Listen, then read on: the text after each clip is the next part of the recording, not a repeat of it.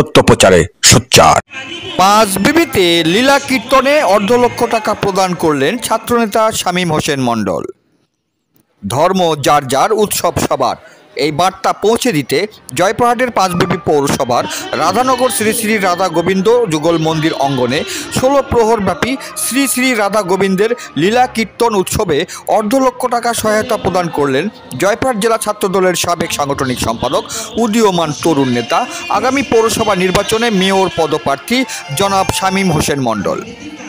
আজ 2 এপ্রিল বুধবার রাতে ওই মন্দিরে লীলা কীর্তন চলাকালীন ছাত্রনেতা শামীমের পক্ষ থেকে উৎসব পরিচালনা কমিটির সভাপতি পবন কুমার প্রধান ও সম্পাদক নবচন্দ্র প্রধানের হাতে তার সহায়তার 50,000 টাকা তুলে দেন থানা বিএনপির সাবেক যুগ্ম সাধারণ সম্পাদক অধ্যক্ষ নওশাদ আলী ও সাবেক দপ্তর সম্পাদক প্রভাষক সাইদুর রহমান।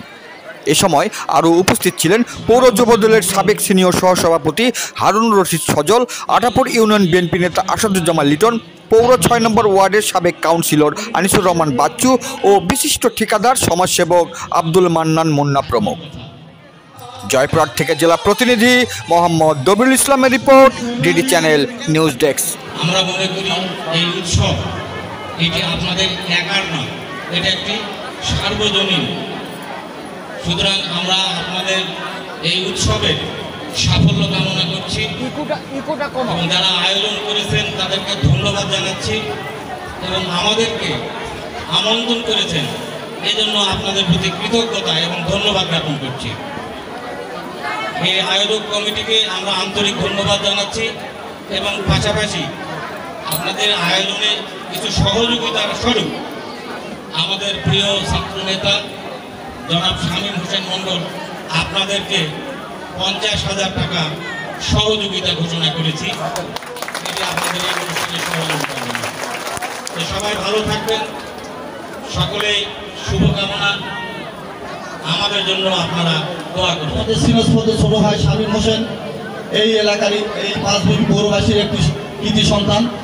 ও রাজনীতি করতে গিয়ে অনেক ক্ষতিগ্রস্ত হয়েছে, তারপরও আজকে অনেক বাধা বিপত্তি, তারপরও আপনাদের কথা স্মরণ করে উনি কিন্তু আমাদের পাঠাইছে। উনি আমাদের অনেক ছোট, তারপরও উনি আসতে পারেননি, হয়তো অ্যাবসেন্ট থাকা পারত, কিন্তু তিনি তা করেননি। আপনাদের ভালোবাসা, আপনাদের দাওয়াত উনি কবুল করেছেন, বিদায় আমাদের কিন্তু পাঠাইছেন। যেটুকু উনি সহযোগিতা করেছেন আপনারা তাকে আগামী দিনে সহযোগিতা করবেন।